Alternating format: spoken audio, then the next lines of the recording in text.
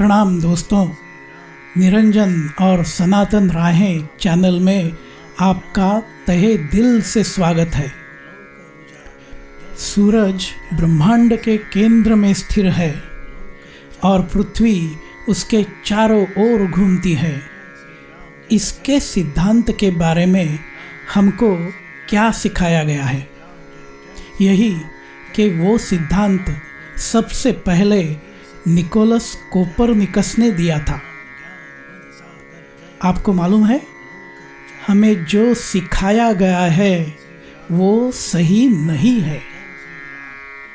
Copernicus के पहले करीब 250 साल पहले संत ज्ञानेश्वर जी ने उसके बारे में लिखा है।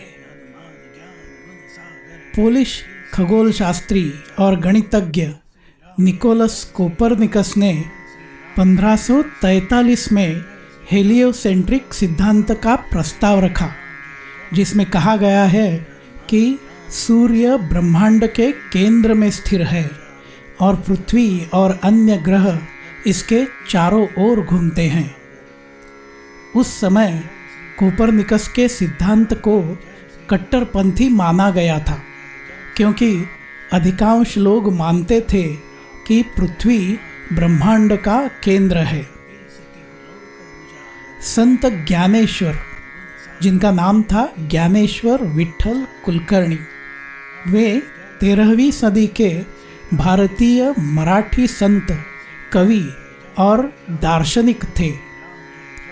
अपने 21 वर्ष के छोटे से जीवन में उन्होंने ज्ञानेश्वरी नामक ग्रंथ लिखा, जो कि भगवद गीता पर एक टिप्पणी है।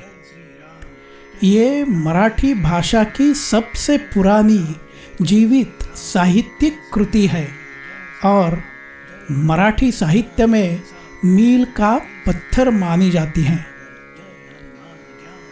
भगवद गीता के 4थे अध्याय का 18वें श्लोक की व्याख्या करते हुए उन्होंने अपनी ज्ञानेश्वरी के 4थे अध्याय के 99वें श्लोक में लिखा है, आणि उदो असता चेनी प्रमाणे, जैसे न चलता सूर्याचे चालणे, तैसे नैष्कर्मत्व जाणे, कर्मीची असता। इसका मतलब है, जिस तरह से सूर्योदय और सूर्यास्त होता है, उसे देखकर हमें ऐसा लगता है कि सूरज पृथ्वी के चारों ओर घूम रहा है, जबकि वास्तव में सूरज स्थिर है। ध्यान दें कि कोपरनिकस का जन्म संत ज्ञानेश्वर के लगभग 200 वर्ष बाद हुआ था, लेकिन सूरज के स्थिर होने के सिद्धांत के लिए हर कोई कोपरनिकस को श्रेय देता है।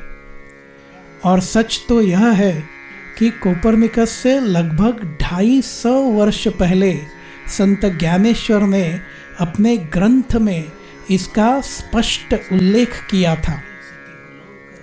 और इसका मतलब ये है कि ये ही तथ्य कि सूरज स्थिर है और पृथ्वी उसके चारों ओर घूमती है, उस अवधि से पहले भी भारत में कई ज्ञानी लोग अच्छी तरह से जानते थे।